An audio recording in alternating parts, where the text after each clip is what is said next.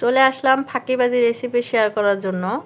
ফাঁকিবাজি রেসিপি এই জন্যই বললাম, ডিম ভুনা করব এই জন্য বললাম যে ফাঁকিবাজি রেসিপি। প্রথমে গরম তেলের মধ্যে একটু হলুদ ফেলায় দিয়ে 4টা ডিম আমি আগে থেকে সিদ্ধ করে রাখছিলাম, ডিমগুলাকে ভেজে নেব।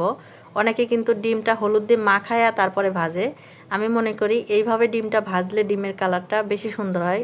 গরম তেলের মধ্যে একটু হলুদ দিয়ে, আপনি চাইলে একটু লবণও দিতে পারবেন। তারপরে এখানে আমি সব ধরনের মশলা, আমি ডিম ভুনাটা সবসময় মশলাটা বাটে রান্না করি। মরিচ, তারপরে জিরা বাটা আর পেঁয়াজটাও আমি বেটে দেই। আমি ডিম রান্নাতে আদা রসুন ব্যবহার করি না, জিরা বাটা ব্যবহার করি। তারপরে সব কিছু দিয়ে একটু ঢাকনা দিয়ে ঢেকে একটু কষায় নেব সুন্দর করে। তারপরে এখানে আমি ভেজে রাখা ডিমগুলো দিয়ে দেব। ডিম কিন্তু আমাদের বিপদের বন্ধুও বলতে পারেন।